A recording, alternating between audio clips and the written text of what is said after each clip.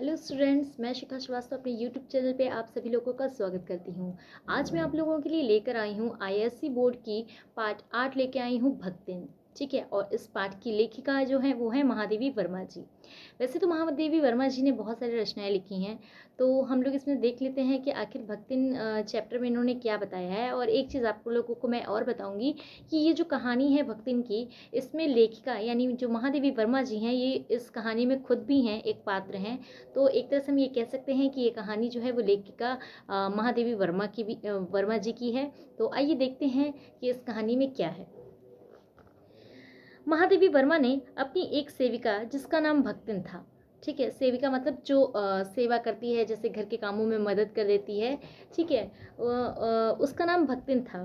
ठीक है, यानी हाँ, जो भक्तिन पाठ का नाम है वो एक सेविका है, और वो महादेवी वर्मा जी की सेविका है, और यानी वो महादेवी जी के घर में जो है वो काम करती थी। ठीक है, उसके चरित्र को प्रस्तुत करने के लिए सर्वप्रथम उसका शब्दों से चित्र खींचा है। भक्तिन के उसकी जो पर्सनैलिटी है उसको बताया जा रहा है कि वो कैसी दिखती है, मतलब कैसी हाइट कितनी है, और क्या उसका जो है बिहेवियर, ये सारी चीज़ें इसमें बताई जा रही हैं। भक्तिन छोटे कद की, यानी हाइट उसकी छोटी है, छोटे कद की और दुबले शरीर वाली महिला है, जो विचित्र समझदारी वाली है। मतलब समझदार तो है बट अजीब सी समझदार है। ठीक है, वे काफ़ी समय से हमारे साथ है, ऐसा ये महादेवी वर्मा जी कह रही हैं कि वे काफ़ी समय से हमारे साथ हैं।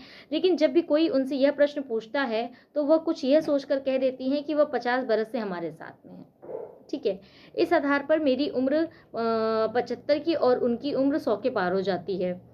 लेकिन वे इसमें से थोड़ा सा कम भी नहीं करना चाहती है। मतलब यहाँ पे ऐसे ही है कि अगर जैसे मान लो भक्तिन से कोई पूछता है कि आप दोनों लोग कब से साथ में, आप यहाँ कब से काम कर रही हैं, तो वो कह रही हैं कि अरे हम तो 50 बरस से साथ में हैं, मैं 50 साल से इनकी सेवा कर रही हूँ। मतलब इस हिसाब से उनकी एज जो है वो अपनी वो 50 बताती हैं, और इनकी जो है वो 100 के आसपास बता देती हैं, अगर अंदाज़ा लगाया जाए ऐसा तो। ठीक है, फिर यहाँ पे क्या होता है कि सेवा भाव में हनुमान जी से स्पर्धा करने वाली भक्तिन का असली नाम जो है वो लक्ष्मण है। अब यहाँ हनुमान जी की बात हुई है सेवा भाव में, मतलब सेवा के लिए, श्री राम चंद्र की सेवा के लिए जो है वो हनुमान जी बहुत जाने जाते हैं। तो उसी तरह से ये लक्ष्मी अपने आप को जो सोचती थी, मतलब भक्तिन का जो असली नाम था वो था लक्ष्मी। ठीक है, तो ये भी जो है ये सोचती थी कि मैं बहुत अच्छी सेवा करती हूँ, मैं बहुत ज़्यादा सेवा करती हूँ, तो इसलिए इसका नाम जो है जो असली नाम था उसका लक्ष्मण था, जिसे वे किसी को बताना नहीं चाहती थी। मतलब ये असली नाम अपना किसी को भी बताना नहीं चाहती थी। जब वो नौकरी की खोज में आई, तभी उन्होंने अपना नाम बताने के साथ यह भी प्रार्थना की कि इस नाम का उपयोग ना करें। मतलब जब वो महादेवी वर्मा जी के यहाँ आई थी नौकरी करने के लिए, तो उन्होंने महादेवी से ये रिक्वेस्ट की थी कि कृपया मेरा जो असली नाम है लक्ष्मी, वो उस नाम से मुझे ना पुकारें, मेरा कोई नया नाम रख दें जिस नाम से आप मुझे पुकारें। ठीक है, तो लेखिका ने महादेवी वर्मा जी ने क्या किया कि उन्होंने जब देखा कि उसके गले में लक्ष्मी के गले में जो है वो एक कंठी की माला थी। ठीक है, उस कंठी की माला को देखकर महादेवी वर्मा जी ने उसका नाम जो है वो भक्तिन रख दिया। ठीक है, यानी जो भक्तिन वर्ड नाम दिया गया है, ये जो शब्द नाम दिया गया है, ये लेखिका महादेवी वर्मा जी ने लक्ष्मी का नाम रखा था। ठीक है, और जिससे जब वो महादेवी वर्मा जी इस नाम को उसे देती हैं कि मैं तुम्हें इस नाम से पुकारूंगी, आज से तुम्हारा नाम ये है, तो वो बहुत प्रसन्न हो जाती है। भक्तिन के चरित्र को समझने के लिए उसके जीवन को पूरी तरह से समझना होगा। वह इलाहाबाद के नज़दीक झूसी गांव की बेटी है। अब इसके बारे में, भक्तिन के बारे में बताया जा रहा है कि वो इलाहाबाद के निकट एक झूसी गांव है, वहाँ की ये बेटी है, यानी वहाँ की ये रहने वाली है। ठीक है, जिसके पिता ने 5 वर्ष की उम्र में उसका विवाह कर दिया। 5 वर्ष की उम्र में ही उसका विवाह कर दिया था। मतलब जब भक्तिन 5 साल की थी तभी उसका वो विवाह कर दिया गया था। वो पुराने समय में वो होता था बाल विवाह, लेकिन ये तो काफ़ी 5 वर्ष मतलब बहुत ही ज़्यादा कम है। ठीक है, और जब वह 9 वर्ष की हुई तब उसका गौना कर दिया गया। मतलब 5 वर्ष में उसकी शादी हो गई थी। ठीक है, लेकिन वो रहती थी अपने घर में। फिर जब वो 9 साल की हुई तब वो अपने ससुराल गई, तब उसका गौना हो गया था। ठीक है, इस प्रकार सौतेली माँ ने उसे हड़िया के गोपालक की सबसे छोटी पुत्रवधू बनाकर अपने कर्तव्य की इतिश्री कर दी थी। मतलब अब जो लक्ष्मी की माँ थी, असली माँ मर चुकी थी, और सौतेली माँ थी, उन्होंने जो है यहाँ पे यही बताया है कि गोपालक की छोटी बहू बनाकर उसके अपने कर्तव्य से जो है वो मुक्ति पा ली थी। ठीक, विवाह के बाद उसके पिता बीमार थे और उसकी विमाता से उसके पास कोई सूचना नहीं आई। मतलब विवाह जब ये अपने ससुराल चली जाती है भक्तिन, ठीक है, तब उस पता चलता है कि उसके पिताजी जो हैं वो बहुत बीमार हैं, लेकिन उसकी विमाता यानी उसकी जो माता होती है यानी सौतेली माँ जो होती है, उसके पास ऐसी कोई खबर उसको नहीं पहुँचाती कि तुम्हारे पिता बीमार हैं, आकर उनको देख लो।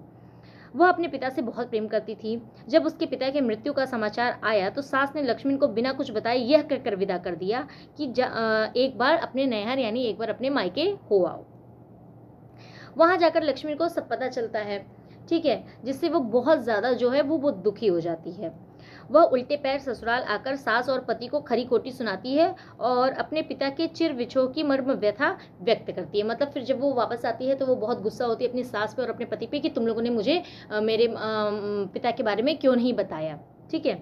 फिर लक्ष्मण के जीवन में 2 कन्याओं का आगमन हुआ जबकि उसकी जेठानियों को काले कलूटे से लड़के हुए थे। मतलब अब लक्ष्मी को फिर 2 बेटियां होती हैं, ठीक है, और उसकी जेठानी यानी लक्ष्मी के जो जेठ होते हैं यानी लक्ष्मी के पति का जो बड़ा भाई होता है उसकी पत्नी को जो होते हैं वो 2 बेटे होते हैं, ठीक है, जो कि काले कलूटे होते हैं।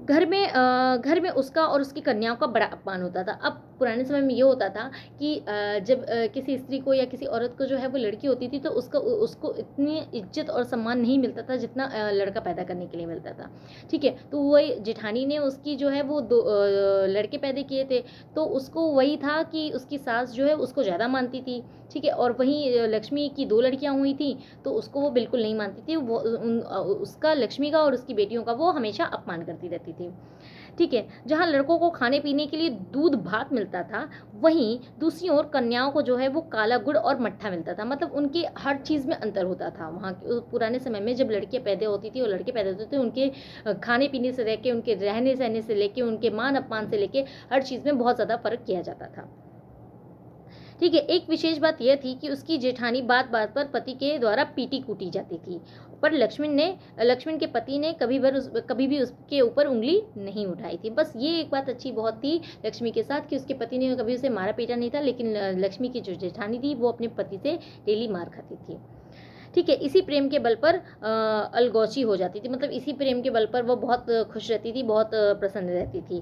परिश्रमी दंपत्ति के परिश्रम से उनका विकास स्वाभाविक था।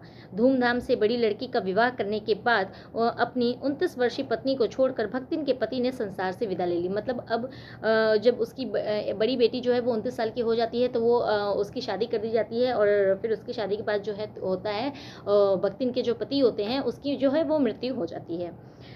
फिर क्या होता है कि मरते समय उसके पति की आयु जो थी वो 36 के आसपास रही होगी, और लेकिन वे आज भी उन्हें बुढ़ऊ कहती थी। भक्तिन के हरे भरे खेत और समृद्धि को देखकर जेठ जिटौड़ के मुंह में जो है पानी आ जाता था। अब जो भक्तिन का पति था और भक्तिन थी वो दोनों बहुत ही मेहनती थे। उन्होंने बहुत संपत्ति जो है वो अपनी मेहनत के दम पर जो है वो कर ली थी। तो अब जब उसका पति मर गया भक्तिन का, तो वो जो भक्तिन के जो जेठ और जेठानी थे यानी उसके भक्तिन के जो पति थे उसका जो बड़ा भाई था वो, ठीक है, और उनकी जो पत्नी थी वो इन लोगों के संपत्ति पर नजर गड़ाए हुए थी और इनकी संपत्ति को देखकर उनके मुंह में जो है वो पानी आ रहा था, लेकिन वह उनके चकमे में नहीं आई और दूसरा विवाह नहीं किया। अब वो लोग ये कह रहे थे कि तुम लोग भक्तिन से कि तुम दूसरा विवाह कर लो, लेकिन ऐसा भक्तिन ने नहीं किया। धूमधाम से फिर क्या हुआ कि यहाँ पर ये होता है कि उसके घर वालों ने पूर्वजों की संपत्ति से उसे सुई की नोक के बराबर भी जमीन नहीं दी थी। छोटी लड़की के हाथ भी पीले कर दिए और पति के चुने हुए दामाद को घर जमाई बनाकर रख लिया। जीवन के तीसरे हिस्से में भी उसका दुख कम नहीं हुआ। अब यहाँ पे दोनों बेटियों की शादी हो जाती है उसके, ठीक है। उसके बाद क्या है, उसकी बड़ी बेटी विधवा हो जाती है, यानी उसकी जो बड़ी बेटी होती है उसके पति की जो है वो मृत्यु हो जाती है। और बड़ा जेठ अपने साले से उस लड़की का विवाह कराना चाहता है, जिसे माँ बेटी दोनों अस्वीकार यानी मना कर देते हैं। अंततः एक दिन माँ की अनुपस्थिति में जेठ का साला बेटी की कोठरी में घुसकर अंदर से किवाड़ बंद कर लेता है। इस घटना पर पंचायत बैठती है और यह फैसला होता है कि दोनों एक कमरे से निकले हैं, इसलिए इन दोनों को पति पत्नी के रूप में रहना होगा। इस प्रकार एक ऐसा दामाद गले पड़ गया जो सिर्फ तीतर लड़ाता था। मतलब वो सिर्फ हाँकता रहता था चीज़ों को, कोई काम वाम नहीं करता था, खाली हाँकता रहता था, ठीक है। अब धीरे-धीरे उनकी हालत और ख़राब होती जा रही थी और लगान देने की समस्या तक होने लगी थी। तब भक्तिन कमाई के विचार से शहर आई। मतलब अब जब वहाँ पे गाँव में उसको इतनी सारी प्रॉब्लम्स होने लगीं, तब वो कमाई के यानी नौकरी के लिए यानी पैसा कमाने के लिए वो यहाँ पर शहर में आई थी। जीवन के चौथे हिस्से में सेविका का रूप प्रारंभ होता है। जीवन के 3 हिस्से, पहला, दूसरा, तीसरे हिस्से में तो उसकी सारी जीवन की उसका जीवन चक्र चला कि वो कहाँ पैदा हुई थी, उसकी शादी हुई, फिर उसने मेहनत की, उसके बच्चे हुए, 2 लड़कियाँ हुईं, उनकी शादी की, उसके पति की मृत्यु हो गई, फिर दूसरे जो बड़ी बेटी थी उसके पति की मृत्यु हो जाती है, फिर उसकी शादी होती है, ठीक है। अब फिर यहाँ पे जब उसको ये लगता है कि सारे खेत वेत उसके जो हैं वो सब बहुत दिक्कत में है, मतलब सब लोग हड़प लेंगे, उनको पैसे की ज़रूरत थी। जब वक्त इनकी हालत बहुत ख़राब हो गई थी, फाइनेंशियली पोजीशन उसकी बहुत ही वीक हो गई थी, तो फिर उसने क्या किया, फिर जब अब यहाँ से उसका शुरू होता है, उसने ये सोचा कि अब मैं शहर जाऊँगी और वहाँ कुछ काम करूँगी जिससे कुछ पैसे जो मिलेंगे उससे मैं अपने जो खेत वेत है उनको बचा सकूँगी। फिर वो यहाँ पे जीवन का चौथा हिस्सा उसका शुरू होता है सेविका के रूप में, ठीक है। जीवन के चौथे हिस्से में सेविका का रूप प्रारंभ हुआ, पर अंत अभी भी दूर है। भक्तिन की वेशभूषा देखकर लेखिका ने पूछा कि तुम खाना बनाना जानती हो? लेखिका यानी महादेवी वर्मा के घर वो जाती है और वहाँ उनसे काम के लिए बोलती है, तो महादेवी वर्मा जी कहती हैं कि क्या तुम खाना बनाना जानती हो? जिसके जवाब में भक्ति ने कहा कि ये कोई बड़ी बात तो नहीं है, मैं जानती हूँ। दूसरे दिन जल देने और जब तब करने के बाद भक्ति रसोई में जाकर एक कोयले से एक रेखा खींच देती है, ठीक है। और जिसके पार मैंने उसके रेखा के जो किचन में उसने एक लाइन खींच दी थी, जिसके इधर पार मतलब आना किसी को मना था, मतलब एक तरह से महादेवी वर्मा जी को उसने मना कर रखा था कि आप इस लाइन के इधर मत आइएगा, ठीक है। मैं खाना वाना सब बना लूँगी, सब देख लूँगी, आपको किचन में आने की ज़रूरत नहीं है, ठीक है। भोजन बन जाने के उपरांत भक्तिन ने प्रसन्नता से मेरी थाली में एक अंगुल मोटी 4 रोटियां और थाली टेढ़ी करके दाल परोस दी। पूछने पर तरह तरह के तर्क देती थी। उसके व्याख्यान से प्रभावित होकर एक रोटी खाकर मैं यूनिवर्सिटी चली गई। इस प्रकार इस देहाती वृद्धा ने जीवन की सरलता के प्रति मुझे जागृत किया। इस तरह से भक्तिन का स्वभाव यह था कि वह दूसरों को अपने मन के अनुसार बना लेती थी। वह देहाती खाना बनाती थी। मेरे नाराज़ होने पर भी उसने साफ धोती यानी साफ कपड़े पहनना नहीं सीखा था। लेखिका कई बार नाराज़ भी होती थी कि तुम साफ कपड़े पहना करो, लेकिन वो तब भी वो ये चीज़ नहीं मानती थी। उसके बाद क्या हुआ कि जब हाँ, फिर होता है उसमें दुर्गुणों की कमी नहीं, मतलब उसमें कमी बहुत सारी थी। अब देखो शहर के लोग हैं, अगर वो गाँव वाले से मिल रहे हैं या गाँव वाले उनके घर में आके थोड़े दिन रहते हैं या काम करते हैं, तो ऑब्वियस सी बात होती है कि उनके रहन सहन बहुत अलग होता है और गाँव वालों का रहन सहन बहुत अलग होता है। तो शहर वालों को नहीं समझ में आती हैं सारी चीज़ें कि गाँव वालों की ये तो डेली उनका रूटीन है, ठीक है। तो उनको ये सारी चीज़ें बुरी लगती हैं, उनका पहनावा, उनके खाने पीने का तरीका, सारी चीज़ें शहर वालों को बुरी लगती हैं। तो लेखिका को भी यही सारी चीज़ें बुरी लग रही थी, ठीक है। वह मेरे इधर उधर पड़े पैसे को भंडार के किसी मटके में डाल देती थी। अब लेखिका अपने घर में जैसे मान लो कहीं थोड़े बहुत पैसे रख देती थी, तो वो धीरे से उन्हें उठाकर एक भंडार घर में एक कोठरी जैसा कमरा था, उसमें उसको छुपा छुपा कर रखती जाती थी पैसे, ठीक है। चोरी नहीं करती थी, लेकिन बस जो पैसे पड़े रहते थे एटलीस्ट उसको एक जगह सेव वो कर रही थी खाली, ठीक है।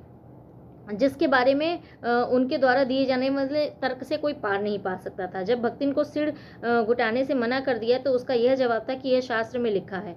हर बृहस्पतिवार को भी वह यह संस्कार करती थी, ठीक है।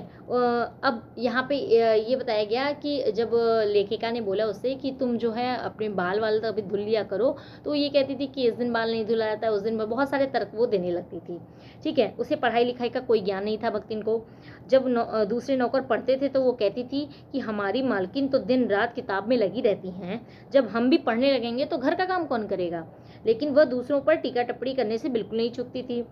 कोई भी मेरे काम में सहायता नहीं कर पाता था, लेकिन वह तब तक जगती रहती थी जब तक मैं रात में जगती थी। जब मैं व्यस्त रहती तो मेरे लिए चाय बना देती, कॉफ़ी बना देती थी। मेरे कुछ भी मांगने पर वह उसे तुरंत दे देती थी। इस प्रकार वह मेरे काम में हाथ बटाती थी। मैं कहीं जाने के लिए प्रस्तुत होती थी यानी तैयार होती थी, तो भक्तिन को छाया के समान हमेशा अपने साथ पाती थी। उसके दामाद और बेटी उसको बुलाने आते हैं, तब भी वह उनके साथ नहीं जाती है, बस पैसे उनको भेज देती है और कभी कभी उन्हें देखाती थी। जब युद्ध के कारण सब पलायन करने लगे तो भक्तिन मुझसे गांव चलने का अनुरोध किया। अब वो समय एक ऐसा था जहाँ पे लेखिका रहती थी। उस टाइम जो है वो युद्ध बहुत होते थे, ठीक है। पलायन होता था, लोग एक देश छोड़ के जो है एक शहर छोड़ के दूसरे शहर जाते थे। इस टाइप की चीज़ें जो है वो बहुत होती थी उस टाइम। तो उस टाइम भी यही ऐसा हुआ कि युद्ध के कारण जो है वो सब लोग पलायन, मतलब सब लोग एक जगह से अपना घर बार छोड़ के सब लोग दूसरी जगह शिफ्ट होने चले गए। ठीक है, तो फिर क्या होता है कि भक्तिन ये कहती है लेखिका से कि आप मेरे गाँव चलिए। जब भक्तिन के इस प्रस्ताव को स्थगित करने के लिए मैंने यह कहा कि पैसे नहीं हैं, तो वो पैसों के बारे में बताती है। अब जब भक्तिन कहती है कि ठीक है आप मेरे साथ गाँव चलिए, तो वो ये कहती है लेखिका कि मेरे पास तो पैसे नहीं हैं। तो वो भक्तिन ये कहती है कि आप पैसों की चिंता मत करिए, पैसे मेरे पास हैं। तब वो फिर उन पैसों के बारे में बताती है जब वो इधर उधर पड़े पैसे रहते थे लेखिका के, तो उसने जो सेविंग करके रखी थी एक जगह भंडार गृह में जो संभाल के रखी रहती थी, उस पैसे के बारे में तब उसने महादेवी वर्मा जी को बताया था। हमारे बीच एक अलग किस्म का संबंध हो गया था, जिससे मैं चाहकर भी उसे अपनी सेवा करने से नहीं रोक पा रही थी। भक्तिन मेरे साहित्यिक बंधुओं से भी परिचित थी। सबका दुख उसे बहुत प्रभावित करता था। भक्तिन के संस्कार ऐसे हैं कि वह कारागार से ऐसे डरती थी जैसे यमलोक हो। वह बार बार पूछती थी कि क्या ले जाना है, जिससे कोई असुविधा आपको ना हो। मेरे ना जाने की कल्पना से इतनी प्रसन्न ना होती जितनी कि अपने साथ मेरे ना जाने की संभावना से अपमानित। मैं ये सोचती हूँ कि चिरविदा के अंतिम क्षणों में यह देहातिन वृद्धा क्या करेगी।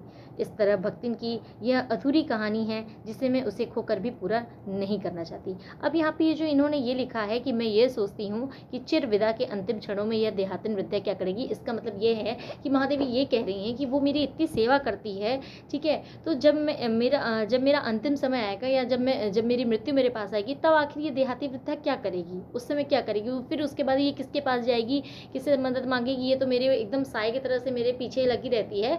तो यहाँ पे वो यही कह रही हैं कि आखिर उस समय ये जो भक्तिन है वो क्या करेगी। तो यहाँ पे हमारी जो स्टोरी है वो हमारी ख़त्म होती है।